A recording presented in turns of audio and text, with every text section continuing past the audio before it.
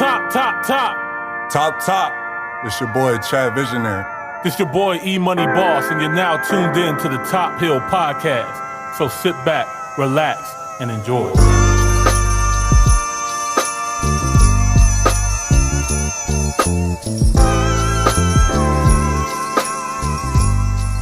I was just looking at Chad with the camera because, you know, Chad be like, yeah, I'm recording, not be recording. Are we recording, Chad? Yeah. Okay, all right, 3, 2, 1. Top Hill, episode 48?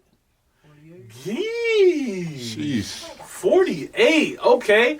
All right, so guys, we're going to do something a little bit different this time. We have a very special guest, so we're going to introduce her on first before we get into Top Hill World.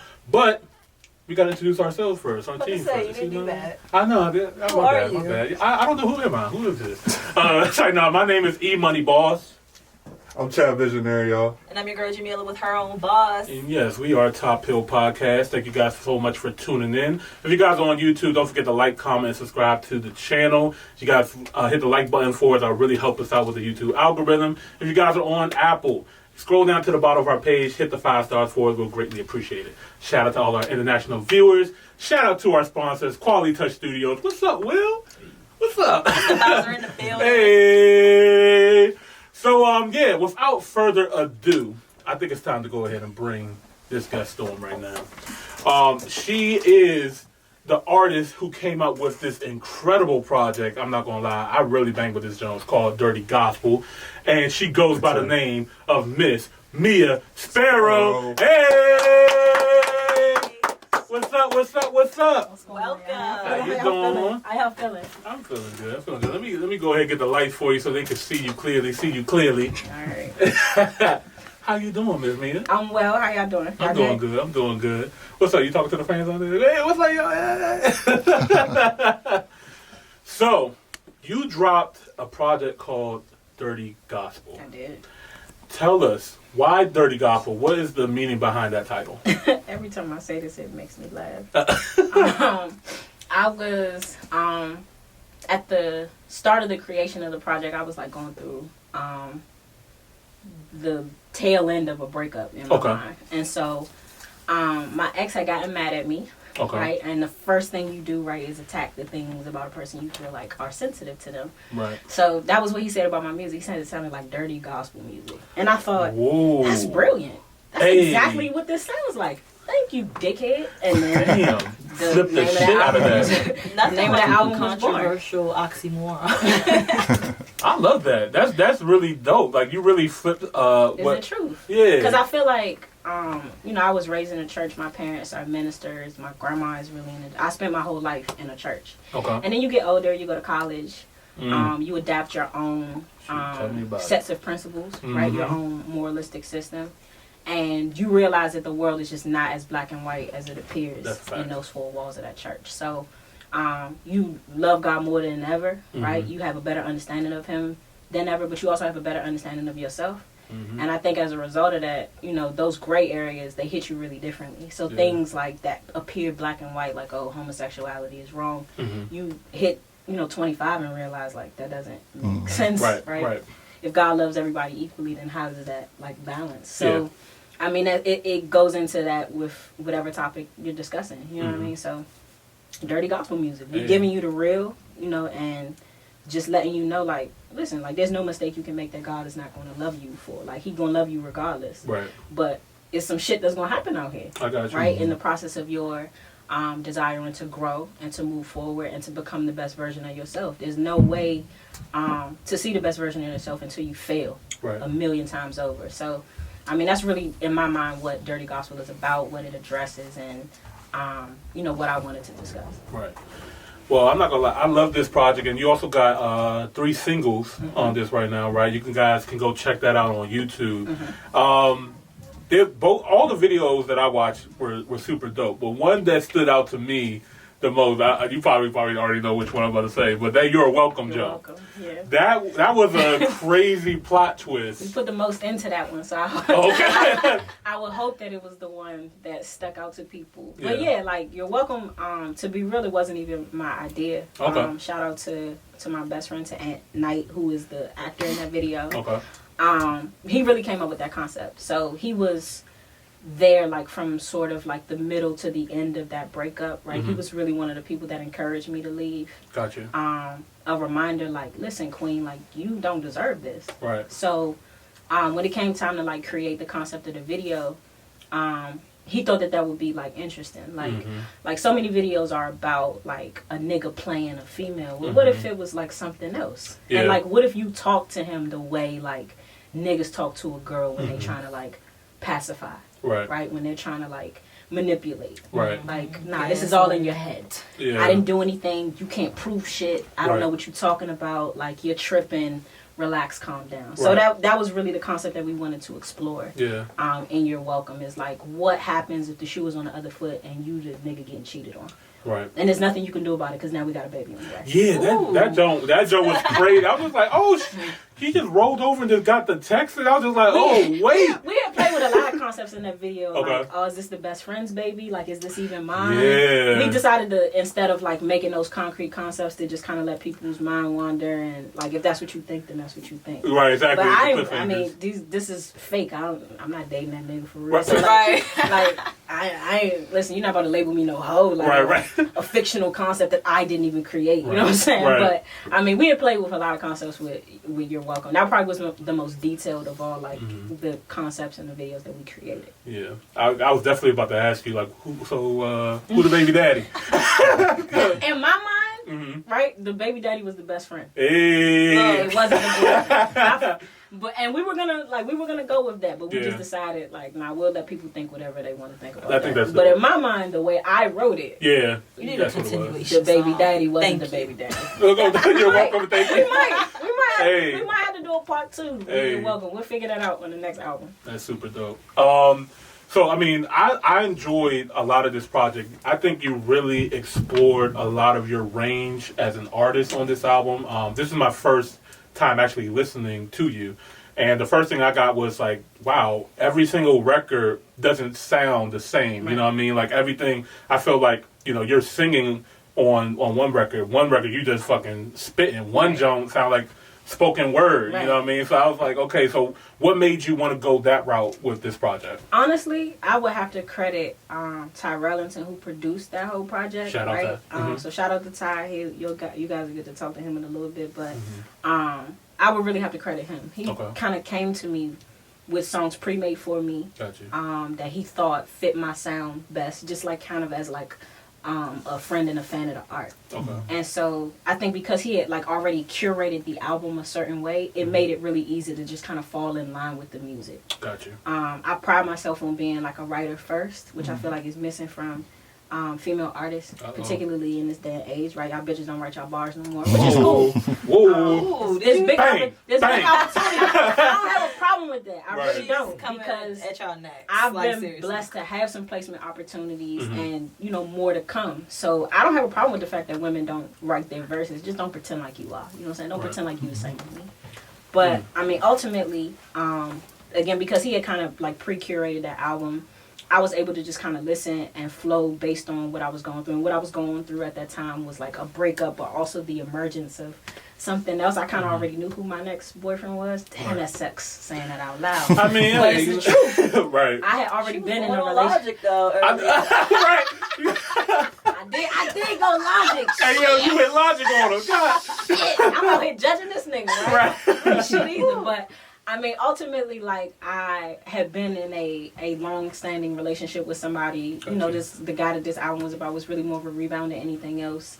I went back home when it was over. So, I think that made it very easy to sort of attack the emotions of the moment, why it was so difficult to let it go, where the attachment was coming from, whether that was spiritual or physical, and then also to sort of create, like, a real... this is over. This is what I learned from it, and I don't ever want to talk about this again. Got you, man. The Finish Line, the last record on Joe.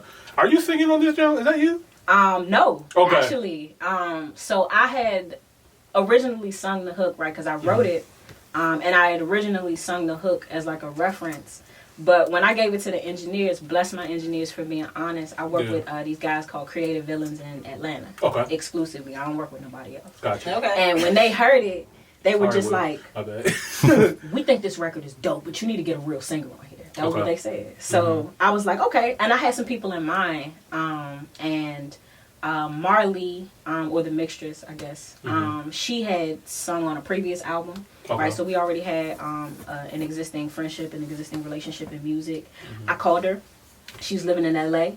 And I was like, listen, like, I got this record. It's already done. I just need you to sing what you're hearing. Okay. And so she sang it exactly as she heard it. And I was like, nah, like, my bad. You sing it. Gotcha. Right? So she gave it back. We chopped it up. Right? I'm a perfectionist. So we were mixing shit like 6 or 7 times. I will confirm that. I was never happy with the things that I heard. But I think the reason for that is because what you hear on Dirty Gospel was really like my baby. You know what I'm saying? Like I birthed that project beginning to end. And we're our own worst critics. Yeah. I think like in my mind, I knew that it was never going to be perfect, but I had a very specific idea on how these records sounded like in my head. And I knew that there was going to be a way to bring that to fruition. Or to at least get as close as possible. What was everybody saying when you kept switching it up? Honestly, the engineers were really, really nice about it, which is unusual for them. They're kind of assholes. Because they like famous and I'm not. But they were very, very honest in terms of, nah, we don't agree with that. Like, we like it how it is. We don't think you should change it. We think you're doing too much. We think, like, you're violating the sound. Or versus, like, oh, no, that's a good idea. Like, we didn't think of that. We didn't even hear that. So I think, like, having an open relationship with the people that you work with, down to your engineers, down to the people mixing and mastering your records is important. And every day I hear records from artists that I think are great records or could be great records, but I'm like, damn, this mix is shit. Right. Yeah, like the engineering on this is shit. You know what I'm saying? Like, that matters. What did your team say when you got the finished product? Were they happy with the growth? Everybody was happy. Everybody was happy. They thought I was a pain in the ass, but that's life. Was you like, I told you so? Yeah. I told Ty I was like, I told you this was gonna work. My way is gonna work. Not because I'm egotistical in any form or fashion, but because like, now I hear this away in my head.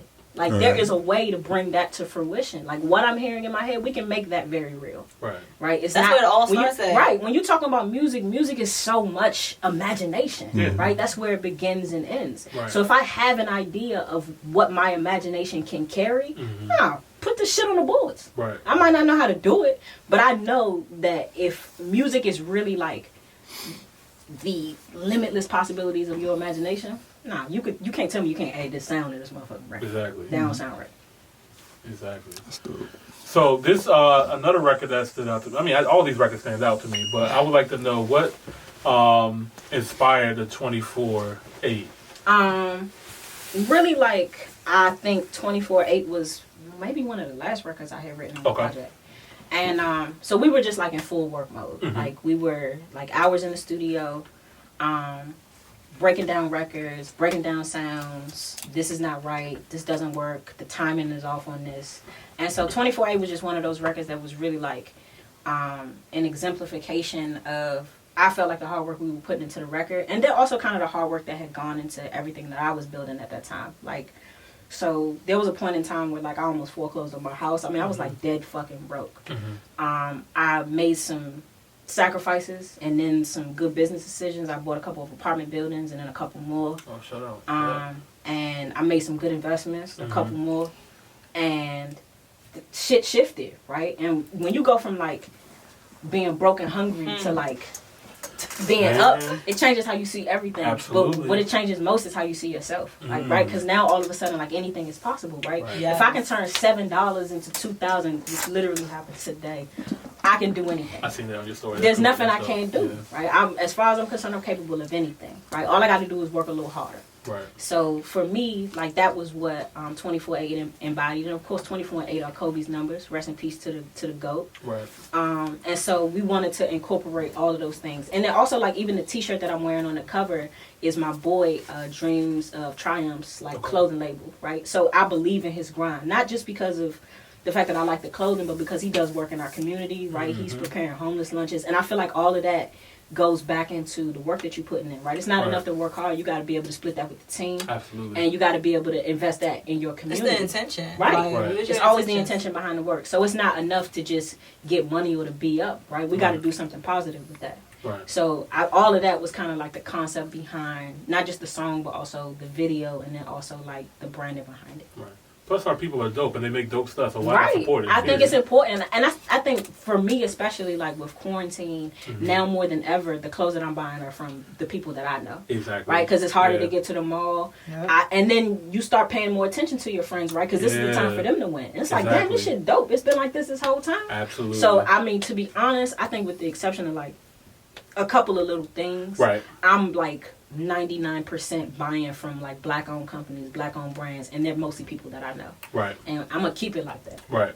Yeah. I'm so intentional with my dollar as well. Like me, I only spend with my clients. Right. Like, because for one, all my money goes right to my business. I don't even get a personal salary right now. So I don't have it. People think my business is doing great. Right. But me personally, I ain't got it. 100%. So it's like people say the same thing about investing in apartment buildings. Like, oh, like, no, like the liquid that goes from those buildings, I have to reinvest right into the buildings. And as soon as like a repair comes up, something going on with the roof, the people be ready expenses of to having sue. a business, The expenses of a business are crazy. Yeah. So, but when I spend only with my clients, and I be like, every now and again, don't get it twisted, I do go out my way to support a random person, because I also have this thing, like, how do you expect random people to support you if you don't support random people? Right. So I do go out of my way, because again, it's intentional. Right. Like, all my dollars are intentional. I try to spend with those who spend with me, and then I try to put them on as well. Like, absolutely. And I think that's important. Like, I think it's important to know that reinvesting in your own people and your own community is in fact an investment in yourself. Right? Exactly. One wins, we all win. Absolutely. And that might not be true of any other culture except for ours. Exactly. So it's important. start changing it. Yeah, it's important that we support, our brothers. And I don't even necessarily have to know you personally. It's nice if I do, right? I feel great about that, and maybe you could drop this package off to my house instead of me having to wait on the shipping. Right. But I mean, I truly believe in like supporting our own, and even like the apartment buildings that I own,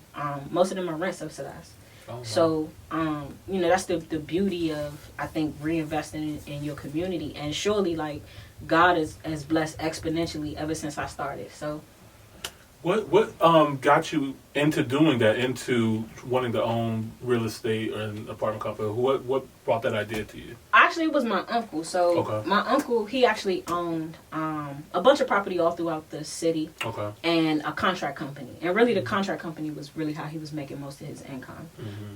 So, I had purchased my first house a few years ago. The people selling me that house were like flip or flop. Gotcha. So, it was a nightmare of an experience. And, because really they was just trying to get rid of it, no matter what the fuck damage it had. Right. So, but at that time I was living with my mama and my daddy. I was living rent free. There was no way to press me. You know what I'm saying? I ain't paying no bills right now. You're not going to make me jump into a bill until I know what's going on with the house. So I ended up having to take that landlord to court. Oh, wow. And a bunch of other stuff just to move into the first house. And so when I talked to my uncle, he had owned like a couple of small apartment buildings not too far from where I lived. Okay. He was talking about, when you get your money together, you need to pull the equity out this house and see what you can do about some commercial real estate. You know what I mean? So you always got some money coming in. And so I said, okay, so it takes like maybe 4 or 5 years, sometimes long before you can pull equity. Okay. So when I got to about the 5th year of owning my house, I decided, it had been kind of hard. My money was kind of tight at that point. And so I put a tenant in the house. I went back home and I said, all right, I'm going to spend 6 months. We're going to save. We're going to, tighten our belt and see what we can get from that. Within 6 months, between the tenant, between my job and some other investments I had made, I had like about $15,000, right, in liquid. So I took that $15,000. I went and talked to my older brother and I said, listen, like, remember when Uncle Art was telling us about them buildings? I found one. I think we could put the bid in. I think we can. And you have to have a business license in order to operate in any kind of real estate rental in the district, even if it's just your house. Gotcha. So I already had a business license, you know what I mean? So I went and talked to my brother. I said, listen, I got 15 vans. If you get 15 vans together, I think we can make something happen. My brother, he came with 15 vans. I came with 15 vans. We put that into a building. It was a 4-unit. It was fine. Like, we didn't have any problems. Did it already have tenants? It didn't. We had to find tenants. Vacant. Oh, it was vacant. So we had to find tenants, but that was easy. Honestly, that was easy enough. The space was already ready? The space was already ready. Okay. So the building was like 100% move-in ready. So that saved us a lot. Yeah. exponentially. So, right. So we did that. We bought another one. I bought another one with my brother. The profit margin between the two of those created for me to buy a third on my own and then a fourth on my own. Wow. And so we just did it like that, and I just kept it rolling. That's amazing. But really, like, tightening my belt was what made all the difference in the world. And I said something about this, like, on Twitter today. Was that the biggest shift in my life and my finances and my income came not from having more money, but in learning how to manage what I had. And so that was something that I caught about myself when I was broke and shit was tight. I had a tendency to spend kind of recklessly, right? If you can't manage $100, believe me, you can't manage 100,000. So me learning how to tighten my belt and how to manage my finances so that I could turn 1,000 to 10 and 10 to 100 and 100 to potentially $1 million one day made all the difference. And so that was really what, tightening my belt, making sacrifices, and all of that taught me. And how tough was that? Honestly, that was the hardest part because my ego was in my way for so long. And for real, that was really the problem with the house, right? I had purchased this house. It was my first property. I was proud of it, and I wanted it, right? But the reality was that I had lost a job. I had to tighten my belt, and I really couldn't afford to live in a house no more. I ran through my savings trying to keep it instead of what I should have done, which was put a tenant in it to begin earlier. But you didn't want to leave. I didn't want to leave, right? And then also I didn't want to look like I couldn't, right? My ego was all in my way. And so when I got out of my own way, right, I was able to save some money and to be able to do some other things with it. The biggest difference in the shift in my life came in not only managing my money, but getting outside of my own way. Wow. For our listeners and viewers that are watching, what do you think is the easiest way to get involved in buying an apartment? Do you feel like it was your partner, or what was the most difficult part of it for you that you feel like you wish you would have known before you started? The most difficult part, I think, was probably just being like young and black. The district in particular, right, because I'm a DC resident, and I wanted to purchase in DC because I knew that the property value would be worth more, right? And even in the concept of my house, I think I bought my house, it was like 154, and the valuation now is like almost 5. Oh, wow. So that's what you buy into in DC. It costs you more, but it is worth more. Absolutely. And so I think being young and black, you are really in like a shark's market in the District of Columbia because developers are everywhere. They want everything. How did you navigate through that? Honestly, having an uncle who was already involved in commercial real estate meant that I was also in contact with real estate attorneys. And so what I learned in not only just business but also music is you need an attorney who is specific to that. Right, and I was telling Ty this not too long ago, right? So people think having an entertainment lawyer is going to save you when you look at your contracts and it means jack shit. You need a musical lawyer, right? Because the language in a film or a television contract is completely adverse to what's in a music contract. And a simple and or can shift an entire contract. It can mean the difference between 100,000 or absolutely That's crazy. So...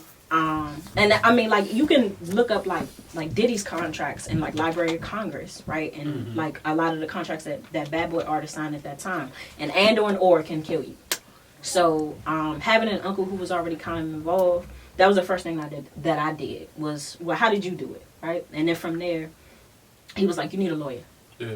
You don't sign anything. You don't let nobody sign anything until you get a lawyer to brandish every contract. So. How expensive is that? Is it reasonable? Nah, lawyers ain't cheap. Ain't nothing cheap about no lawyer. But honestly, the whole thing about having legal representation is that you pay up front so you don't have to pay on the back end. Right? I'll give you a primary example. So the second building that I purchased, we had an issue with the roof, right? I have contractors on call, right? So the contractors were out within 24 hours. We had the problem fixed within 24 hours. But the tenant decided that she wanted to sue me anyway. Talking about, well, the leak in the roof had made her sick, had made her child sick, right? She wanted to sue me for $100,000, right? Now this is somebody, bitch was never on time with the rent, but she want to sue me for $100,000, right? So the first thing I did was call the lawyer, right? So he was like, this is hilarious. He was like, did she read the lease? So I was like, no. I mean, I guess she signed it. He said, okay, well, whether or not she decided to read every aspect of that lease, she signed it. And the lease says that if there are any problems in the building, as long as we get them fixed within 72 hours, no legal action can be taken. And if there is legal action that can be taken, you got to go through arbitration first. So, which means you got to sit your lawyer down with my lawyer. And you can't afford no lawyer. So you need to sit down with me. So, I mean, like, having legal representation and having representation that knows your contract in your industry specifically makes all the difference in the world. I fucking love all that. Yes. I love all of this shit. Get a lawyer. And even like now, it be little shit in music like, and this is no shade to her whatsoever, but I remember Aunt Glizzy, right? He had, he was in a back and forth with Shelly the MC, who I love. I think she's dope. But he started using pictures of her, like when he was making like little songs and shit. The first thing I said, like I hit Shelly on Twitter, I'm like, listen, if you need a lawyer, call me. Because like this shit he doing with you, he think it's funny, he think it's cute, but that's what a lawyer is for. It should cease and desist and make this nigga shut this shit down. You know what I mean? You need a lawyer even for little things like that. Like you're not gonna put my image on something where you talking shit about me and had a potential to make money off of that. No, that's what lawyers are for. Exactly. You know what I'm saying? So I mean, shout out to him for making a business move that she didn't interrupt. Right. But at the end of the day, like it's things like that, like things that seem very small. That's things a bully that don't. For you, though. Everybody know bullies win until somebody come and shut it down. He the bulliest of bullies. Yes, exactly. So I mean, and I'm sure. But if he was to try with the right one, I'm sure it would get shut down. And I'm sure it wasn't no lawyer that was gonna scare him necessarily. But what it will do is make it so you can't use this. Yeah. You know what I'm saying? So I mean, I think having legal representation, having your shit lined up. It does cost you more upfront. It ain't gonna be cheap. It ain't gonna be easy. You might have to borrow a couple dollars, but trust me, having a lawyer specific to your field makes all the difference because it makes sure that you don't get shit on in the end. It gives you that peace of mind. It gives you peace of mind. It really does, and especially like in music where the legalese really rapes so many artists, right? So many artists who have created brilliant music and bullshit contracts. Producers too. Producers have some of the worst contracts. There are producers who you know and love. I won't say no names because I feel like it would explain how I know their business. But there are producers who you know and love who are in lifetime deals. Lifetime deals with other producers who sign them, and really they're getting 80. Like the split is 80-20, sometimes 90-10. The fucking contract. If you really look at like specific producers who create in overabundance, right? He killing shit like over like a long period of time. He making more than everybody else. A lot of times that's because they have fucked up deals they're working their way out of. So like, and that's happening left and right. Even when you look at like artists about like Future and 5 or 6 bad deals, right? He got to deal with Ludacris that Ludacris ain't never gonna let him out of, right? He had to deal with Rocco. Like artists in their desperation to succeed, right, and to get to that next level, they make huge sacrifices. And because you don't have nobody looking out for your interests, or your lawyer works for the label, and so the label's interest comes first, your interest comes second, that's something else you need to read in your contract.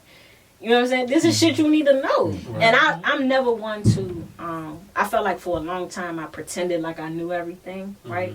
And it got in my way. Now if I don't know something, I just ask. Gotcha. So I think that is something that every artist needs to do. Don't look at that contract or look at that piece of paper or look at that situation and feel like this is the best that I can do for right now. That's everything in life. Everything. A lot of us are really afraid to just ask the question.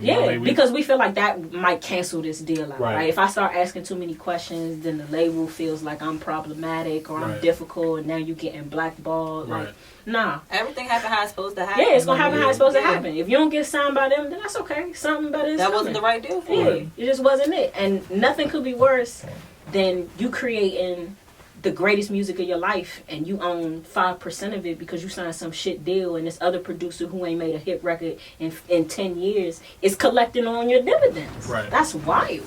So what route would you think is the best for new artists? Do you think they should go that independent route? Do you think they should go with a major label, or just make sure they lawyer up? Like, what would you think is the ideal best route for an upcoming artist? As somebody who doesn't have a deal, I can't speak to that. Gotcha. But I will say, whether you decide to maneuver independently, whether you decide to do a label, whether you decide to pull a Chance the Rapper and kind of do a little bit of both, you need a lawyer. Gotcha. Right? And you need your own lawyer. Not one provided by your management, not one provided by the label, right? Somebody who is specifically representing your interests and your interests alone. Gotcha. To explain the legalese, to explain the rhetoric, and to make sure you understand everything that's going on in that contract, right? And if at any point you about to sign something and they telling you running out of time, they need you to sign it by a certain day, right? They try Jerry Heller, you tell them fuck off and move on. Right. Yeah. I could already see like a lot of people probably would get like the advance and stuff like that, like have and understanding the difference between an advance and a bonus, right? An advance is a loan. right? The language in and of itself makes a difference. And advance is a loan. And really, the record industry, like, we don't talk about it, but I mean, they're making just as much money as the NBA, as the NFL, right? This is $1 billion industry, Absolutely. right? So the same way an NFL player or NBA player would never sign a contract without having a lawyer review it, artists need to look at it the exact same way. And the crazy thing about that is, like, when you look at, like, I think the potential of artists, right? Drake is, like, on his way to $1 billion. Well, what does that mean that the label made off of him? Exactly. But yeah, so I just, having a lawyer is going to be imperative no matter what industry you in. Like, whether you want to enter into real estate, you know, education, like, whatever your thing is, like financial management, whatever your thing is, you need an attorney. How long have you been doing music? Since like 2015. Okay. Yeah, so I think I've probably released less music than anybody I know, given that span of time. But that probably is because I'm a little more intentional with the work. So when I look at the first project, which was this joint called Love and Other Drugs, it's on Spin Really. It had a shit ton of samples we couldn't clear. We couldn't sell it legally. When I look at that versus the last album, which was The Road to Paradise, which is probably my favorite, only because it was like my first taste of kind of what goes on in the industry, and it really provided some other opportunities as far as writing. Not just for other artists, but like I got to write for like some commercials and some real quick bags. Right. So problem with commercials is that you don't own none of the rights. See, this is what I'm talking about when I say you need a lawyer, right? So I had written for like some DC Lottery commercials, some PBS commercials, some joints for not the Falcons, but the Atlanta Braves and some other stuff out in Atlanta, right? Because I was there so often. And I'm signing my life away, right? The only thing I'm still getting residuals on are the PBS commercials, and that's because I wrote those commercials, right? And I didn't have a choice because the rhythm on what they wrote was ass. It sounded like it wasn't written by us. I just put it that way. Right. So I had to getting the practice and being in the industry and being able to be in all avenues of it. And you learn your lessons like that. Like, had I known then what I know now, I should still be eating off them DC Lottery commercials, right? I should still be eating off them like Braves commercials, right? But I didn't know no better. Opportunities so where those came from, right? And honestly, at that point in time, I needed the money, right? And now they can't tell you nothing with the experience because now they're going to pay you more. Yeah, you got to pay me for the commercial now. But had I known then what I know now, I probably would have never signed those deals, right? And they were quick bags, right? You making like, $2,000, $3,000, $4,000 for like 20 minutes worth of work, maybe, right? It's hard to turn it down, but they know that. Right. So, and they capitalize off of, one, your desperation, your hunger, and also, like, your lack of experience, right? Your lack of knowledge in this industry. But do you feel like it make or break your career? In the long run, no. But, I mean, who knows? Pusha T wrote the McDonald's. I was about to say that. I was thinking of the whole time. Okay, well, he got a quick bag off of that. That was cute, but imagine what he could have made. Like, how many times have you heard that jingle? Ba-da-ba-ba-ba, I'm loving it. How many times have you heard that fucking jingle? 1 million. Crazy. Right? If I'm getting $1,000 for every time they play that fucking jingle with it, I'm 1 million up easy. Yeah. So you think it don't matter, and I try not to give it too much energy, right? Ain't no sense in crying over spilled milk and shit, but I wouldn't do it again. I'll put it like that. I wouldn't do that again. Next time, I would have a lawyer present. Gotcha. Right? And they do kind of rush you a little bit. Like, we need an answer. Of course. They want you, I would never do that again. And by the time I had done the PBS commercial, I had learned. Right? So I was like, well, if I write on this, then we have to readjust these contracts because, like, you no longer own this music. You didn't create it. I did. Right. So I had learned. And so every Christmas, I'm getting a check from PBS. Shout out to them. You know what I always tell everybody? Everything is up for negotiation. Ain't no question. Ain't no question. If they need it bad enough. Everything. Yeah. If you need it bad enough, right? Because, we live in a land of goods and services, right? Of supply and demand. Right. So, I get my makeup done relatively frequently, right? I pay a makeup artist to do the work, right? She's an artist herself, right? I pay her to do that. I value her services, right? But if at any point you give me shit about this service that you provide, you have to always know how replaceable you are. There are tons of other girls doing it, and most of them are around the same price point. Right? Just as good. So this needs to be, like, the relationship needs to hold a certain level of respect. Yeah. and understanding, because if not, then we can just move. And I feel like the music industry treats artists the same way, right? Everyone's disposable and replaceable. Right, disposable, replaceable artists are really just like this hugely commodified thing. Right. So especially as a hugely commodified thing, right, you're examining the other commodifiable things in the market, right? And if there are 100 artists for every like one style of music who are just trying to get on, not including the ones who are already here, right, it gives labels a lot of the leverage, right? So I guess if you considering the concept of independent versus label, you want to look at it from that perspective, right? Like, how much do you value yourself? How much are you getting out of this? What's the long-term strategy, right? What happens if in 2 to 3 years nobody's listening to this, right? I mean, I remember OG Mako. Oh, yeah. Bitch, you guessed. Yeah. You remember how big that record was? Yeah, that record was huge. That was a huge record. Where the fuck is he now? Trinidad James. Trinidad James. Well, he doing like podcasts. He doing some podcasts. He knew he could rap like that. So. And also, he ate thanks to Bruno, right? He sued Bruno for 24 karat, as he fucking should have. I did not he know won. That. He had to pay that nigga for that. Hey man, shout out to So him. shout out to fucking Trinidad. But again, that's a nigga who has contacts in the industry, as somebody who was smart enough to have a lawyer. Right. You know what I'm saying? Yeah. But imagine like Bruno Mars. Imagine Beyonce, right? Not that she would ever do this. She seems so sweet, but like imagine like somebody that big take your record and just start like remixing your shit. Yeah. I tell you part of the Beehive. Head ass. Well, Black is King. I'm about to shame you. She's wonderful. She seems like an amazing human being. Yes, I'd love to write on that. Beyonce, if this ever finds its way to you, call me. So I'm curious, who is some of your like favorite writers, since you're a writer yourself? Cole, I feel like is probably one of the greatest storytellers of our time. Okay. Because I feel like he's somebody that like dumbs it all the way down. Yeah. And is still like magnificent in his approach to it, right? He's not as I like complex. how you put that. Yeah, like very methodical. I love it. He's not as complex as Kendrick, right? Not by any means. But sometimes that works a little better, right? Like I was having a conversation with somebody, I think it was my boyfriend. And we were talking about like what makes Jay the GOAT, and one of the things on my list is the quotables, right? Especially now that he's a family man, right? He's really kind of settled into age. There is a Jay-Z quote for everything. Any emotion, any experience, there's a quote for that, right? A big part of why quotes are so valuable is you can just kind of pull them at will, right? Give me 3 Kendrick Lamar quotes right now. You can't. I don't even need to go any further. Right. That's as far as that goes. But that's my point, right? As complex, as elaborate, as intricate, right, as Kendrick is, you gotta be a fan to give me quotables from him, right? So you saying Cole better than Kendrick? Yeah, I'm gonna say that.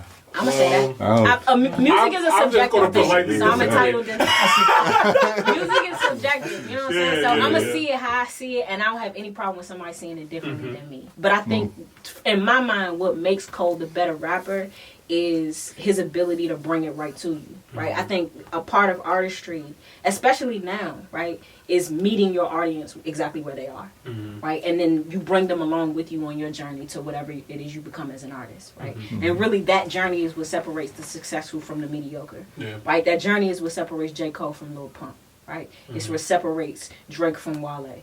Right, there's a difference in the way this path looks, and the difference in that path is what created the ultimate story of who you are as an artist. Right, that doesn't mean that Wale isn't incredible and talented, but he not Drake. There's a difference, right? And there's nobody who is looking at the resume of those artists who would disagree. Right? Wale might be one of the greatest writers of our time, but there is a difference in the trajectory of your careers. Right? So I think a part of that is like consistently, continuously meeting your audience where they are. If I got to come down a little bit, right, for you to get it, then that's cool. And I think that Cole always understands that. We don't got to use a bunch of big words. We don't got to use a bunch of like ridiculously elaborate metaphors, even though he does that sometimes too. But like, nah, this is what happened. Right? A whole album about like a friend who got killed and his daughter, right? That you didn't even get until the last song of the album. Right. That to me makes him, See, you like the simplistic version of his music style. Like me, I like the music that makes you think. Yeah, you like the complexity of a Kendrick. Yeah, I do. I like poems. I like metaphors. I like, let me rewind that. Let me see what you just said. Like, did he just say what I think he just said? I could listen to a Kendrick album like a year later and be like, damn, I missed that. Yeah. I do, but I feel the same way about every artist that I love. Like, I go back a little too slow for me sometimes. Sometimes I need that. Sometimes I need that. That's fair. But sometimes I'm like, come on now. That's fair. Pick it up. You know what I'm saying? And I mean, that's the beauty of having like diversity in your palette in terms of what you like as an artist, right? Yeah. So I put it like this, right? So I think that Dirty Gospel is soulful. I think that it gives you a little bit of everything, right? It's giving you some rapidy rap shit. It's giving you some hardcore shit. It's giving you some R&B shit, right? It's giving you some spoken word shit. I think it creates like a very, very delicate balance in terms of like what real hip hop music sounds like right now, right? Definitely. This is very Knife Wonder. I agree. So 100%. I think the beauty in that is that I do believe in the soul of music, and that's what I create, right?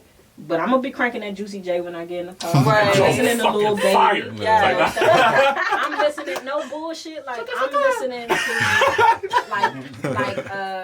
I'm listening to Tyler Hero every day. Like I listen to that record every single day. That record is my shit, right? I'm not creating music like that, but that doesn't mean that I don't enjoy and love it for what it is. You know what I'm saying? I don't feel like we have to all create the same kind of music to appreciate all these different kinds of music. Right. So I feel the same way about the artists that I prefer, right? I love Kendrick, I love Wale, I love Drake, I love Cole. But in terms of the hierarchy of where they fall with me, that's based on me. You know what I'm saying? Let's go ahead and dig into that hierarchy right there. Who's 1, 2, 3, and 4? Well, we already sound like Wale is 4. Drake. Okay. Cole, Drake, Wale. Okay. I can respect that. I always all time or just that's the not all era. time. You can't do that. Like you have to separate the eras. I'm really like a big fan of like old school rap, and I'm a big part of that is probably because like my dad and my brother and my sister are old as fuck, and also are really big fans of the genre. Like literally, like my mom just heard Dirty Gospel this weekend. Oh wow! She loved it. She told my whole family. Wow! But my mom doesn't know how to screenshot, right? So she's literally like copying and pasting every one of the text messages that my aunts and uncles sent her about me. It was the cutest thing. It made me cry. It made my whole day. Oh wow! But I mean, like because I have like that around me, I do listen to a lot of old school shit. So like for real, LL Cool J is in my tops of all time. For real, one of the best storytellers, bro. Like, really? Listen, this nigga was the goat for a brick. Like we forget about that now because he old as shit, right? And because it's no longer relevant, right? We forget about how amazing Nelly was in his time because it's not as relevant. How crazy Fabo was at his time because it's less relevant. Like not relevant, but it's less relevant than it was maybe like a decade ago. Right. You know what I'm saying? So like my all-time list, it's got a shit ton of like one of my favorite raps of all time. It came from my brother's favorite movie. My brother's favorite movie is Beat Street, right? And he showed it to me when I was like I think I was in college the first time I saw it, right? So he was like, oh, guess what's on TV? I was like, what? He said, Beat Street. I was like, what the fuck is that, right? So he was like, hey, Beat Street, Crush Groove. And I was like, what the fuck is that? So he was like, man, y'all got Fox out there or some network we had when I was in school. I was like, yeah. He was like, turn the shit on right now, right? I watched Beat Street, like, on the phone with my brother. And there's like a 16 or like a 32 from Melly Mel who was in Furious 5. Right, which came under Grandmaster Flash. I really do know my shit. So he gives this crazy he was barred the fuck up, right? And B Street is like a mix of like really where hip hop comes from in its roots because it's a New York movie, right? So it's graffiti, it's breakdancing, and it's just like bars.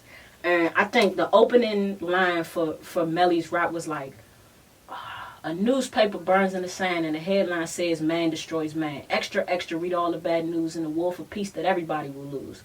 Rise and fall, last great empire, the sound of the whole world caught on fire. Ruthless struggle, desperate gamble, the game that left the whole world in shambles. All that's still happening right now. These are Washington Post headlines today. Wow. So that really is like why I feel like you need to know your history.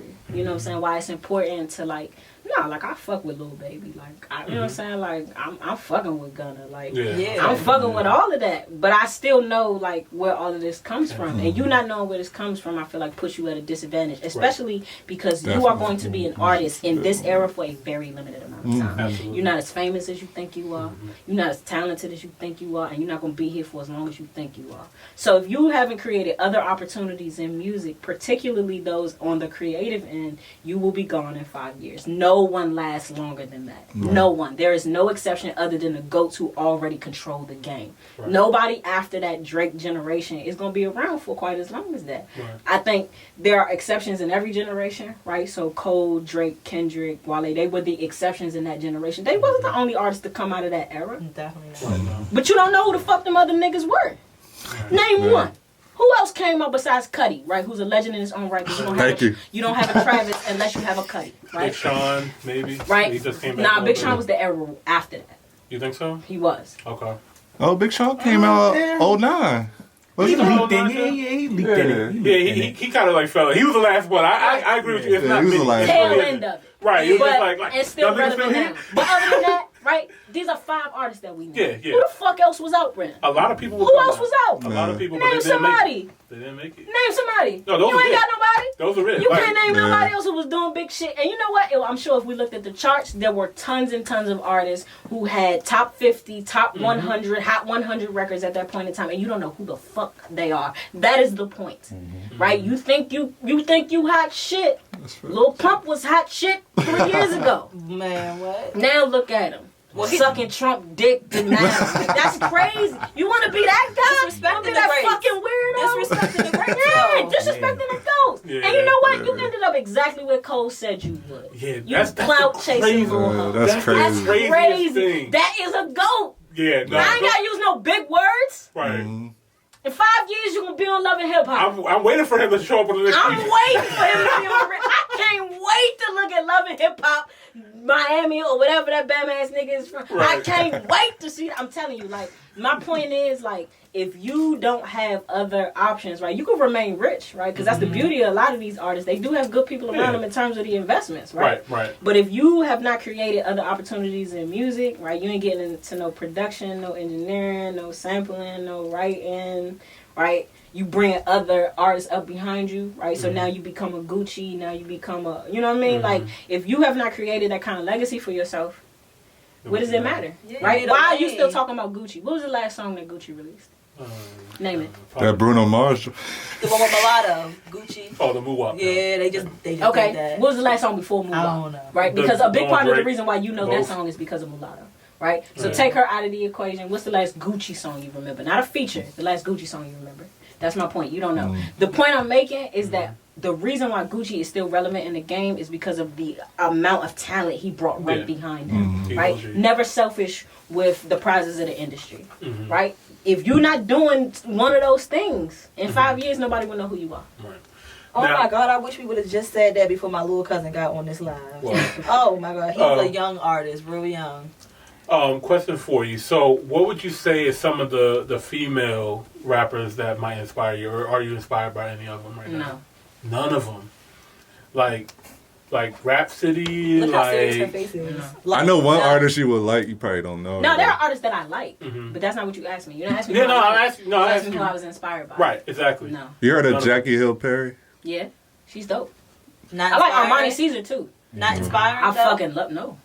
So why are you not inspired by them? Honestly, because I just, maybe it's sexist, but I just always feel like the women are never the tops. Like, if you have an opportunity to play in the NBA, would you settle for the WNBA? And that's no diss, right? But there are just levels to this whole thing. But if you could be the best in the WNBA, why would you go and compete with the boys? I want to be the best in the NBA.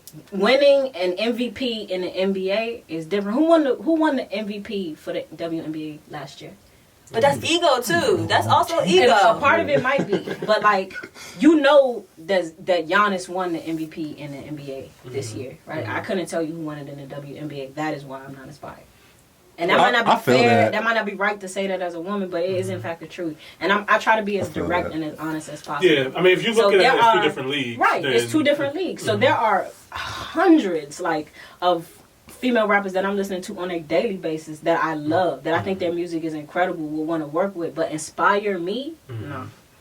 If you think about the top female rappers right now, you're going to look at Megan Thee Stallion, you're going to look at Cardi B, and I can tell, like, the record that I listen to doesn't sound like their record, so I understand. But the crazy thing is, I could write those records, I just don't want to perform them.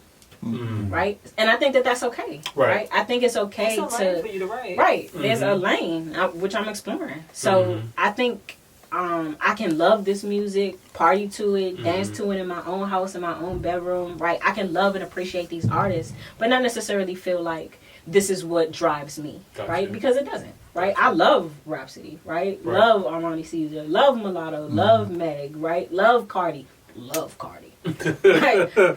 Love Cardi, obsessed with Cardi mildly, but inspire me? No, that's different, right? I love teachers that I had in the 8th grade, right? But who inspired me is my mama. Right. So, I mean, it's not the same thing. It doesn't mean that I don't respect and appreciate what it is that you've provided, right, to the industry that I'm trying to break into.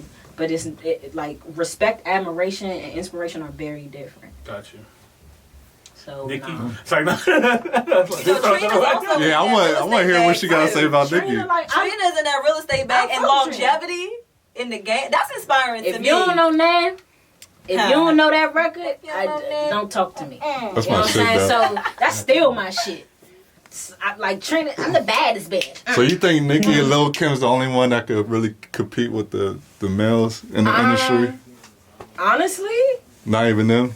right now, I definitely think Nikki, like, she was it for a time. I think what maybe created some of the decline with Nikki was, I think, like, Nikki really came out of this, like, this in-between era in rap music, right? So, not quite old enough to be like Ye in that generation, right? But not quite young enough to be like Lil Baby and all of them, right? So she's really of that, like, that Drake. Yeah, she should have been in that lane, but nobody saw that. Right. No, but she's in that. She was in a lane by era. herself because she was the only female. She had a lack of competition. I'm not even talking about lane as far as music. I'm really just talking more like time period. Okay. Right? So when we look at the time period, she really was more along the lines of like that Drake, right? They came out around the same time. Right. She was before Drake. Yeah. When you look at Nicki's records for that period in time, right?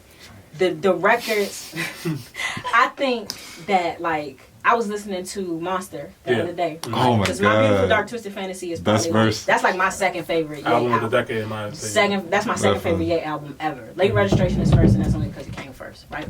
So, when you listen to Nicki on Monster, like, she burned all three of them niggas. Exactly. She burned up The 3 goats goats. on that And train. Jay-Z was just like, damn, you wrote this? Burned Right. up Jay. Yeah. Burned up. I mean, and it wasn't even close. Right. Yeah. You're not even close. These is Kanye the almost goats. did not put it on there. Yeah. Kanye was just like, fucking out of that shot. I was listening to that shit. I said, listen, don't ever tell me that this bitch wasn't one of the greatest that ever did it, that ever touch a pen. It's like right? somebody told her to sit down, and I don't understand, like, what You know the what I heck Kanye did. in the industry. You know what I think it was? I think that Nicki came out, and this is what I'm talking about when I say era, right? I think that she came out at, like, kind of a complicated time. And what I mean by that is Nicki came out at, like, a time in music where ego was everything, right? So bossing up on niggas, really like, nah, I'm gonna go in here with Jay and Ye and Rick, and I'm gonna body the fuck out of them and do it successfully. It's not even gonna be close, right? And I think that because she really did come out in this era of music, right, that Rick Ross era where it was important to be arrogant. It was important to not socialize, right? To really separate yourself from your competition, right? This is like Jordan era basketball. We are not fucking friends with our competition. We don't leave the court and go hang out and go to restaurants and drink wine with these niggas. Right. She's These from are New York, too. exactly. It's a whole different type of Your grit. competition is mortal enemy, right? I love that era. Right, and I love that era too. But Because we too soft nowadays. right, it's soft as shit, right? But I think the issue with coming out in that very specific era in music is that when the game really did shift, right? So the music industry and the NBA, all of that shifted to one direction around the same time. So now everybody is friends, right? Right. So I think as a result of that, she really emerged from this, like, nah, I don't fuck with these people kind of, like, era and mentality. And I think she carried that through her career. And I think that even when the industry shifted to where you needed to make a couple of friends, right? She culture refused definitely to do needed that it, yeah. with But she the also- women that she needed to create some level of camaraderie with. She also went the pop bag too. You know, she Right. was doing records with Ariana Grande and stuff like that. And then Right. you had the whole scandal of, you know, her and Safari not working out, and Right. that Him writing rumor, the music. right? The rumor of him writing her music. People Right. really believe that. You know what I mean? I definitely don't believe that because I I've don't heard believe it Safari's either. raps and they're terrible. Yeah. He's a Bama. He doesn't even have the grit or the swag to do that. Listen, he don't have Safari it. is just like they do have similar styles. Don't get me they do. wrong. Yeah. Obviously, But they were together for so a long. similar style versus like the words that are coming out in this situation are not the same. You know who else has similar styles in a song? Drake and was JB Blockboy or whatever the fuck his name was, right? So like they also had similar styles in that song, right? But who bars you listening to? Drake. That's my point. 50 Cent and Pop Smoke.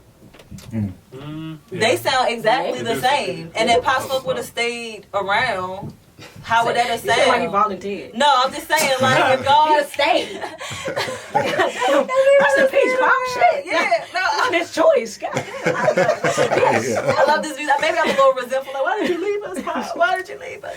Right. But no, had he been granted the opportunity, you know what I'm saying? Like, he did sound like 50. But mind you, 50 fell off, though. It's not like he left, like, on top of his sound. He did. But that's what happens, right? You become the hero or live long enough to see yourself become a villain. So, that happens. I mean, in music, that's going to happen. Like, either you transition very, very gracefully, right? Or like you, like Jay, right? Who is the prime example. Right. Like Gay, who is a great example. I don't think Gay wants to get off his throne. I think that was like him. That's why him and Drake are like kind of like, because Drake is supposed to be the king right now, but Kanye's like, that was Nicki's problem. That's Nicki's problem. She had no competition. That's why that's the issue. Her entire she career. didn't really have no female competition. And that makes her look like a sore loser. She is a sore loser, though. Honestly, I feel like that is what created the hitch in Nicki's career. Not because she didn't still have the talent. I was listening to What That Speed About, right? I listen to that joint all the time. Yeah. She murked everybody on that also, by the way. She still can She got it. Yeah, she got it. She never lost it. The issue with Nicki became the brand. People didn't like the brand anymore. She corny. She lame. She a loser. She bitter. She angry. You know what I'm saying? Like, people don't fuck with that, especially when you have this other female rapper who is don't even rising. write her own shit. I'm like, my bad. Like, Cardi rising crazy. That people really like Cardi. Yeah, we really like her. Like, we fuck with her personality. You want to hang out with Cardi. You go to a club with Cardi, right? You want to get dinner with Cardi. It was a point in time when nobody felt that way about Nicki anymore. Not because she didn't have the talent, but because the branding and marketing had shifted. Even as a fan, she wasn't she didn't have an approachable She stopped brand. being approachable. Can you check to see if he's in there? I agree with that. She stopped being approachable. And the thing about female rappers, specifically, right? Niggas don't have to be this way, right? Future doesn't come off as approachable to me at all, does he? Exactly. So, like, I can't wait. Future does not. He's very approachable. She hates I cannot wait. He does not come off as approachable to me at all. He seems so. That's why he seems approachable to me. Like, I feel like if I'm smarter than you, like people who are not intellectually, like, who are not smart to me, I feel like are just approachable. Like, I don't care how bad you is. Like, if you can't speak, you can't read, you can't count, I can approach you, baby. Respect. I get it, but I'm just saying, like, as far as like branding wise, right? The brand itself. He doesn't come off like somebody you just gonna be like, what's up, Future? Like, I want to have dinner with Future. Like, unless it's gonna be some bitches, you know what I'm saying? Like, you just don't want to do that. So I feel like that is what hurt Nicki more than anything else. Is there? Do you think there's a way that, you know, in the future that women can come out and come out and do more records or have that personality? Like, I don't need to fuck with somebody like this in order to be successful, or to get back to like maybe where Nicki was as far as like that being unapproachable. No, I don't. You think a woman that's always going to have that brand behind her? I think Nicki's going to have to bring up some other female artists, because at the end of the day, your popularity and your money grows when you make other people's popularity and money grow. I think that people would find a way to love Nicki again if she gave you an artist that was just as dope. Yes, that was just as that's good. What she needs. Not just like some other artist, but somebody you was like, damn, this shit is good. I see why Nicki picked this. It's crazy because I feel like she tried to. I remember like she used to go on live and like used to pick artists like that freestyle stuff like that, and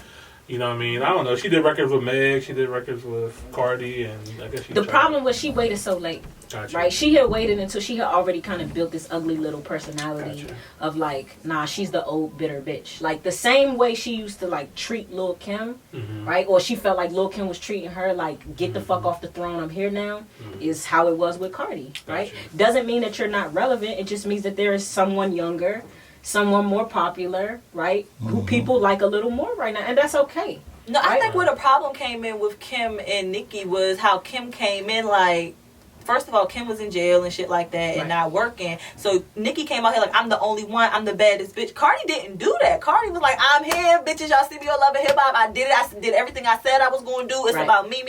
She didn't say, fuck you. You're not it. I'm the best. Like, Nicki did that. Nicki did that. But the thing about Nicki, I think that created that friction with Kim was like she acted like she was original, right? When really you're just a baby little Kim. Everything about you is like you stole from this woman, and you don't give her no credit. And the one time I remember she finally gave her credit, it was shady. It was shady as shit, like on an award show. Like, okay, let me finally thank this bitch kind of thing.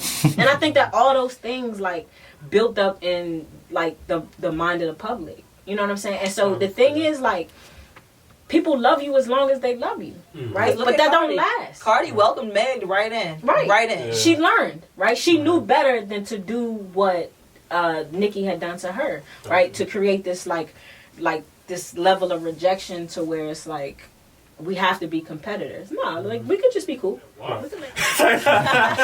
Bagged up off that joint. Yeah. So that's what I'm saying. Like I felt like Nicki. What if Nicki was on that joint? The remix? Oh. Honestly, she probably would have barred them bitches up. That real bad. Crazy. Real bad. But it would have been it would have been the song of the century. I would have loved it. I love Nicki as a rapper, but I just think like in terms of like her persona, people fell out of love with it, especially when there were other options. Because the reality is she was the only option. Like as far as really popular, really pretty, sexy, right, barred up ass. Like she was like everything, right? She wasn't just bad as shit, but she was out rapping the fuck out of these niggas. I mean, like rapping circles around grown men, right? The issue becomes though is like when somebody else is doing that, you could give credit or you could be angry about it. She chose to be angry about it. She did not like these other competitors coming behind her. She felt like they were encroaching on her territory. No, the right thing to do would have been to do what you felt like Kim should have done. To welcome them with open arms, whether or not they sucking your dick and praising you for being like the GOAT before them. Right? And I think like her inability to do that sooner is probably the reason why what we hearing from Nicki is features in the new album. Got you. We need some more healthy competition. Yeah, I think healthy competition is good. It's coming. I think it's coming. I don't feel no way about no chick rapping. Like, we cool. Like, it's all love. You know what I mean? Like, I feel like healthy competition is good for everybody. And I think, like, even in doing, like, features with other artists, right? I just did a collaboration project with, like, probably 6 or 7 other artists from the DMV, right? Which I thought was a phenomenal experience. But having like people around you, like listening to their bars, it makes you strive to be better. That doesn't mean that we have any problem. There's no animosity, but like this nigga spit a fire ass verse and he not about to embarrass me, right? Like so Ty, he got a project coming out, Cap Ye 2. Him and Cayenne, they're working on that right now, right? So Cayenne was on the collaboration project that I did with all those artists, and my first thought is, this nigga not gonna embarrass me. This nigga not gonna embarrass me. This nigga not gonna embarrass me. I'm gonna embarrass him. I'm gonna fuck this nigga up. There's no way I'm gonna let him. And that's not because I love Kai. He's been helpful. He was in the early Sunday morning Dirty Gospel video. I love Kai, but I'm not about to let this nigga bar me the fuck up neither. I think healthy competition makes you better. It pushes you to your next level. Bringing somebody else down. I might not have hit my level had I not felt pressure from these other sides. I think there's nothing wrong with that. I think about and I feel like only if you like stupid insecure does that bother you. Rick Ross when he did Devil in the New Dress. Right. And Kanye was like, nah man, you can do better. You can do better. Fact. And that is to me one of Ross's most craziest verses to date. You know what I mean? When Drake said, I heard niggas said I fell off, ooh I needed that. Oh yeah, well, I needed that. What? Yeah. He was right about that too, and that was really like when Drake was like the pressure was on Drake. That Drake was Drake, and he ain't missed since. Yeah. So I mean, not in a commercial sense, for like. so I mean, you know, I love competition. I think it's healthy. I think it pushes you to hit a level that you may not have on your own. And I think that people who are afraid of that level of competition, that's something in them. Right. You gotta look at you gotta start looking at yourself. Like you gotta stop treating all of these artists like they did something wrong and start looking at like these niggas need therapy for real, man. Going to therapy is the best thing I ever did for real, because therapy is not a fix all, but what it does is it teaches you to ask the right questions so that you can start to make adjustments within yourself. So I think all these rappers need to go to therapy. I hear it in this music. All y'all need to go. I know a good one if you need one. So real quick before we bring you into Top Hill World, I want to ask you, so what's up next for Mia Sparrow? Like, what have you got coming up for us? So we still pushing Dirty Gospel. It just came out in September, so I'm going to be pushing that probably for the next 6 months. Got you. I think it's important to give that project like a full, like at least a couple of quarters. Absolutely. And it's wild because like one of my homies, he had been pushing this single with no real luck for like 2 years, and then Kevin Hart put it in his like that comedy special that came out, right? A single that wasn't really getting no traction for 2 years, and you just never know. So I believe in what Ty and I created with Dirty Gospel. I feel like it's nothing out of the DMV that's better than that. No art, and I mean no exceptions, like male, female, no genre. There is no artist who created a better album than Dirty Gospel this year. No exceptions, and I don't give a fuck who heard it. That is facts. You did not make anything as good as that. I heard y'all shit. It was cool, but it wasn't this. So I mean, subsequently, like I want to give that as much energy as I can. But I'm writing for placements right now. Okay. Without getting into details, because you know shit falls through night, and then you looking dumb. But that's really the next goal is like getting placed. Gotcha. Right? So getting some easy bags, and really just kind of exploring like some other creative outlets for myself. Right. Okay. So I do find that I create a certain kind of music for me, right? Because there's just certain things I'm not willing to talk about, right? I'm not willing to get into great detail about what happens in my bedroom. It's none of your business, right? So you're not gonna hear no pussy on the sideburns from me, right? But that doesn't mean that I don't think those things. Right. I'm grown as shit. You might write it for somebody else, you know? I'm grown as shit. The concept of the last video was me being pregnant. Those things are happening. So for me, I think it's important to be able to explore those creative outlets. Maybe not necessarily with my music, but with other people's, right? Yeah. So that's really like the next step for me is like finishing these placements, getting these records out, ending up in these credits. That's like my next big goal. And so like I want to do that. And if in the process of that, something crazy and incredible happens with Dirty Gospel, which I certainly believe that it can, you know, I just want to be prepared on all sides. Absolutely. And really for me, Dirty Gospel was more of a vehicle for people to see what the pen looks like than anything else. It grabbed my attention. Like I said, that's my first time. That's really the goal. Like the goal more than anything else is to create. Like it's for you to listen to that and be like, "Damn, she wrote her ass off on that. That was I didn't expect that." You know what I mean? And then to go from there to allowing that to create other opportunities. Yeah. So that's that's my goal. That's what I'm working on right now. We pushing Dirty Gospel. We're gonna push Cap Day 2. When Ty and Kai drop that. And then just trying to get these placements, man. Just trying to get these easy bags. Hey, let's get it. Let's get it. I'm excited. You always got support from Top Hill family, you know what I mean? Appreciate y'all, definitely. Honestly, this has been fun. We was talking for like I know, like a brick before this even started. We was podding before the pod. I was like, man, and you never know. You know what I mean? You enter into podcasting or interview situations, and stuff don't always go. The energy be real weird sometimes. I had that happen recently. Oh, really? Oh, man, it was awkward. I'm going to tell you about it, too. Okay. So, look, I ain't going to say who it was with because it didn't materialize, right? But the long to the short is I had, let's say a podcast or, whatever, reach out to me, right? I came up there. So it was an older, team of people, which I think does make a difference in terms of how you handle stuff. Definitely. So, it was two older guys, probably like in their late 40s, 50s, right? Gotcha. So they old niggas to me. They my daddy age. Right. So I want to be respectful, you know what I mean? Because, we, yes sir, yes ma'am kind of household. So gotcha. The guy had sent me an email with like all the information in it, but quite frankly, I just didn't read it, right? I had kind of skimmed it for the address and that was that. The day of the interview, I had texted the guy and said, hey, would you mind giving me the address? He told me check the email, right? I'm thinking you could have probably sent me the address in the time you took to do that. Right. But that's cool. So I checked the email for the address. I had some trouble finding the place, right? So I'm texting him. I'm like, listen, I think I'm in the area, but I think I'm on the wrong side. Never responded to me, nothing, right? So I'm like, all right. So I get there, finally. I'm late. I'm mad late, right?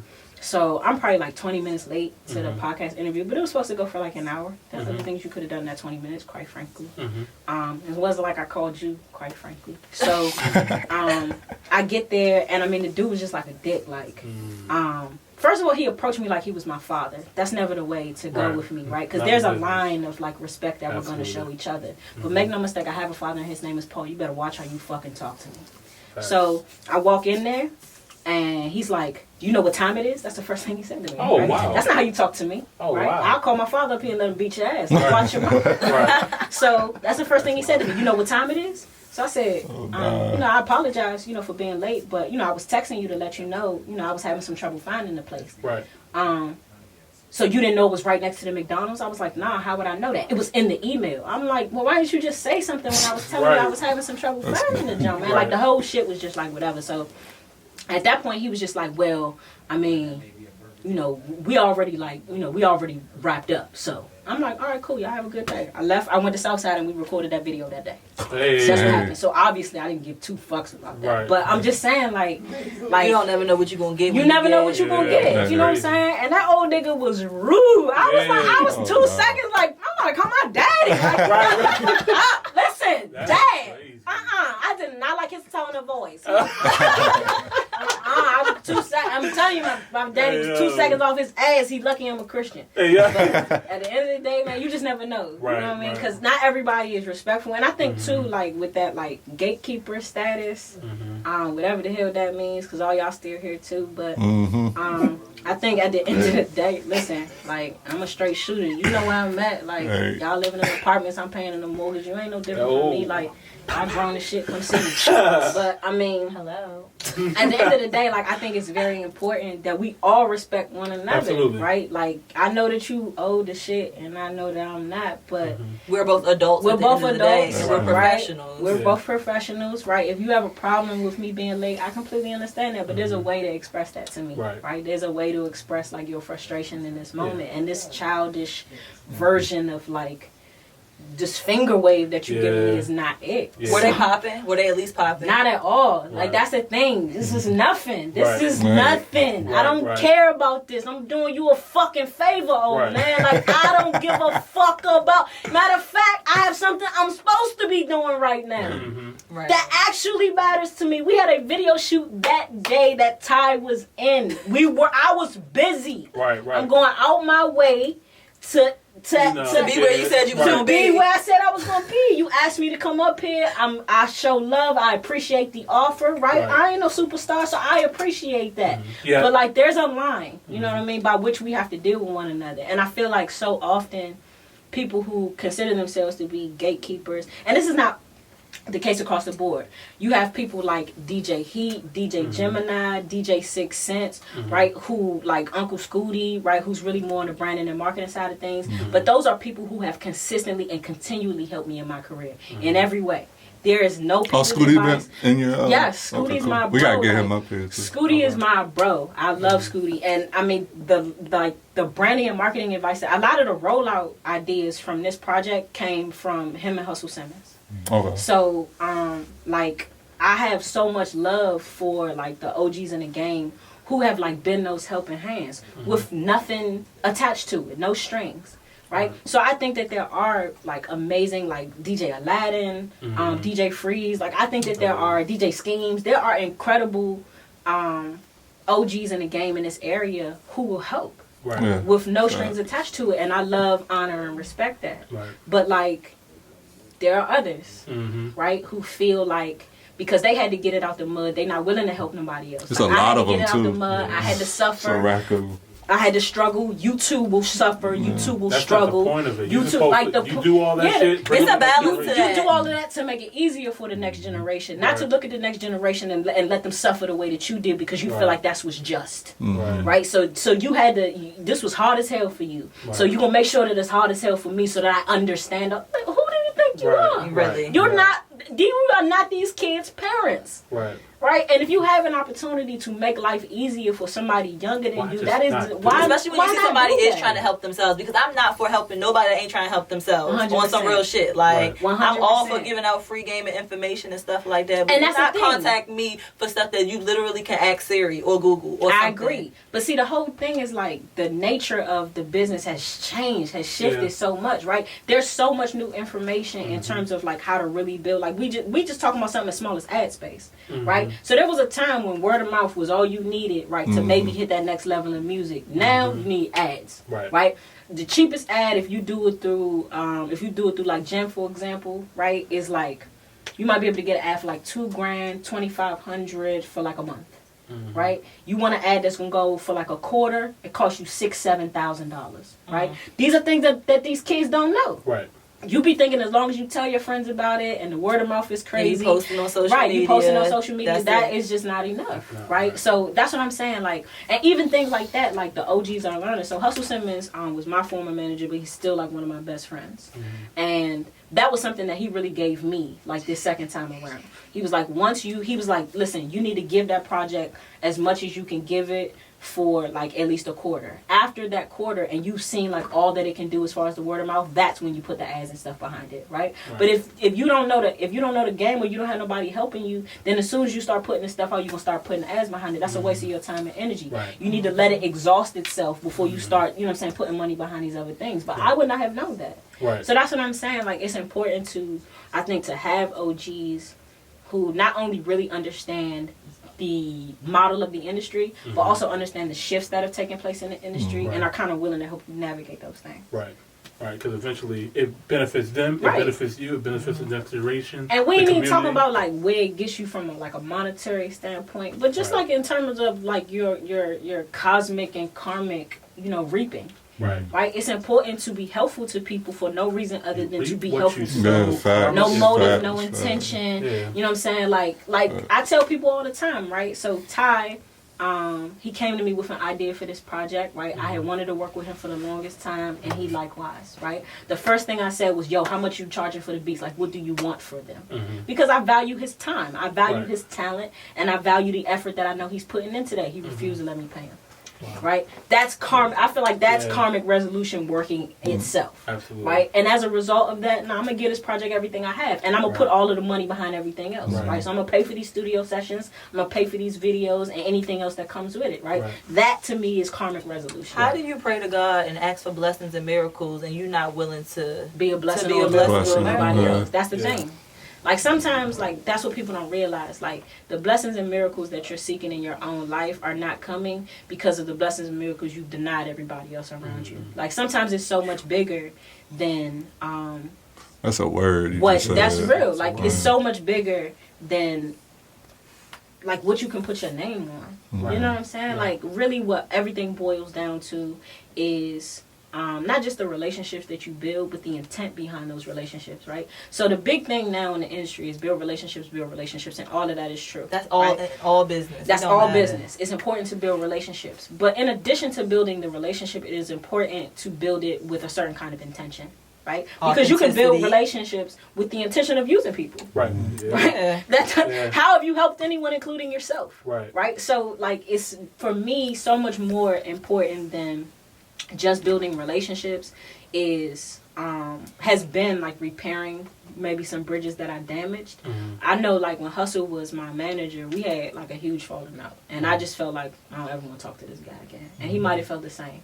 But I think we just both got to a point where life had like kicked our asses enough. But I just feel like, it's really important to build with intention, and I think to do things with like, good intentions, and with kindness behind it. And I know that that's hard to do almost in every industry now, right? Because people are so afraid of being taken advantage of. And so it is hard to like build relationships with people in any industry, particularly with our own, because you just feel like, what do they really want?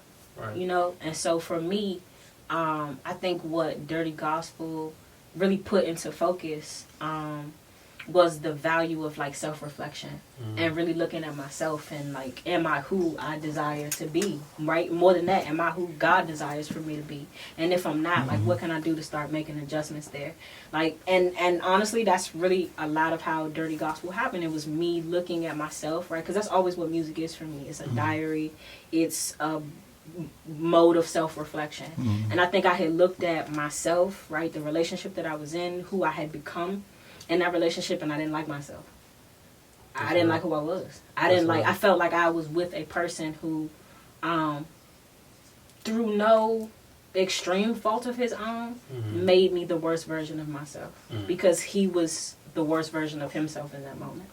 Right? And the contributing factors to that are lots of things. It's previous relationships, right? It's crazy ex-girlfriends, it's crazy ex-boyfriends, it's family upbringing, right? It's daddy's leaving, it's mommy's on drugs, it's bad environment, right? All those things are contributing factors. There is justification for why we're the worst version of ourselves. But strip all of that away, and what you have is two people who do not need to be together and who are toxic. Right. And so I think in looking at myself that honestly, right, and no longer looking at like playing the victim, like, oh, he hurt me, oh, he hurt my feelings, oh, he mistreated me, oh, he cheated on me. Well, all you have to do is take yourself out of it. Right. You could leave, right? At any point you could have left. A bunch of times you tried to leave. No, you always managed to find your way back. That's really what I started to hone in on, right? I had tried to leave a million times. I had left a million times, and I always managed to find my way back to this one nigga. And I just was like, why?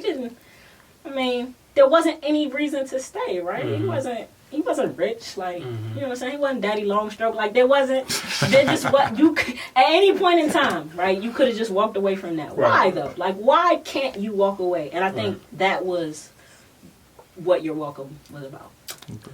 And that is and to me, You're Welcome is the focal point of that album, because it's the most honest. Yeah. Right? It's the most honest song on the album to me. It's the most vulnerable point on the album to me, which is right. It sits right in the middle. Yeah. Right. So it's really the midpoint in like your journey to self. So the decision you could go back to what you've been doing, right, and you can continue to suffer, right, but do that with company, right, or you can move forward alone.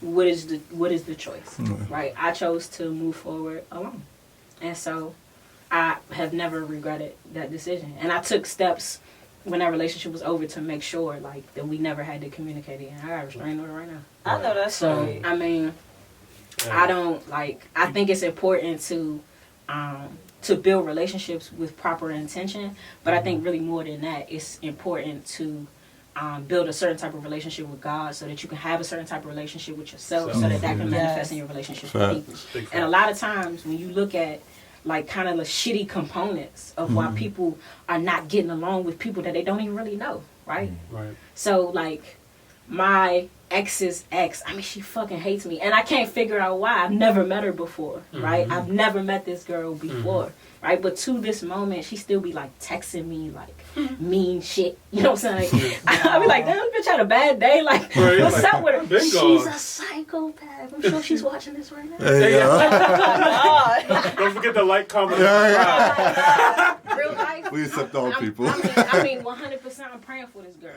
I really do. I talked about her a lot on the album. Like, really, Dirty Gospel is 90%. Because that's a part of that previous relationship. That previous relationship was so much a part of our relationship, specifically because he was in it for so long, and his inability to let go of it, it directly impacted us, right? Because then he made her a part of our lives. Gotcha. So, I mean, for me, I ain't no ill will towards the nigga or to that girl. Because you're self-aware. They in my prayers, right? Because I understand that, like, you're not really mad at me. You couldn't possibly be. You don't know me, right? You know what this guy is telling you. Well, he was lying to you that whole that whole time, and you know that, right? You know that there was not a point in that relationship where he was honest about who I was, right? You have to hate me, because then you'll convince yourself that he's going to leave me for you, and then that doesn't happen, right? The real reason you are as angry at me as you are is because you can't figure out, like, what did he see in her?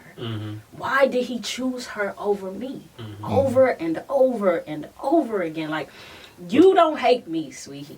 You hate yourself because you cannot figure out, like, why he thought I was better in that moment. And the reality is, like, none of that is relevant. That's deep. You know what I'm saying? Like, none of these are relevant factors. The only thing that matters is where you're sitting right now. Right. Are you better now than you were a year ago when that relationship ended? If you are not, then believe me, I am not your problem. Right, exactly. And that's what it is with everything. People consistently looking at other people involved in situations, right? Even with the artists here, right? They looking at Wale, and they looking at Logic, and they looking at Tabby, or whoever comes out of this area and saying, well, the reason I'm not on is because this nigga didn't put me on. The reason I'm not winning is because this nigga didn't help me win. The reason I ain't got it yet is because this nigga didn't help me get it. No. Your problem is you. Yeah. Yes. Right? Nobody is coming to save you. I know she's not about to close Top Hill like this. I know, yes she is. I'm going to let her take it away. Go 100%. ahead. If you're looking for a savior, you better fall on your knees and ask God for some help. But other than God himself, no one's coming to save you. Big fact. Nobody's coming to fix it for you. Nobody's going to put you where you need to be. You're going to have to pray, you're going to have to grind, and you're going to have to research the rest. And that's just that on that. Big facts. Facts. Ladies and gentlemen, Mia Sparrow. Yes. You should have been a minister too. Hey, yo, you was no, preaching, It's been man. a great pleasure having you on. Yeah, like this was amazing. I appreciate you guys for having me. That's real. We This was really fun. appreciate you. Yeah, we had I love a great when y'all say time. that. It was fun. Yeah, Honestly, she the best artist we had on. No shade to the artists we had on here. Wow. For real. I still love y'all. Okay. Whoever y'all was. Honestly. Okay, female goat over here. Hey. I appreciate it, man. I'm humbled by that, and that's real. I'm humbled by that. So make sure you guys check out Dirty Gospel. It's available on all the DSPs right now. Apple. All DSPs. Gotcha. Even the ones you never heard of, like Deezer. When you Google her, it's gonna pop up, baby. Hey. It's It's gonna pop up. Mia Sparrow, Dirty Gospel, you can get that everywhere. Anything you listening to music on is going to be there. We got a bunch of videos on YouTube, 24/8, You're Welcome, Dirty Gospel, Early Sunday Morning. We got another video coming for you guys within a couple of months. Let them know for your money. handles too. Oh yeah, Right. let them know how they can find you. Oh, right. If you want to follow me, you can follow me at Instagram, Twitter, at Mia Was Here 0000, at Mia Was Here 0000. That's IG, that's Twitter, that's Snapchat. If y'all still using that. There's an artist page on Facebook. You can just type in Mia Sparrow. It's gonna be right there. Bet. Well, once again, thank you guys so much for tuning in to Top Hill. Don't forget to like, comment, and subscribe to the video. If you're on Apple, don't forget to scroll down, hit that 5 stars for us. And shout out to our sponsors, Quality Touch Studios. And we'll see you guys on the next episode. And yeah, I'm your boy Imani Boss. I'm Chad Visionaire. And I'm your girl Jamila with her own boss. We out. Peace. Chop, chop, chop. Hey!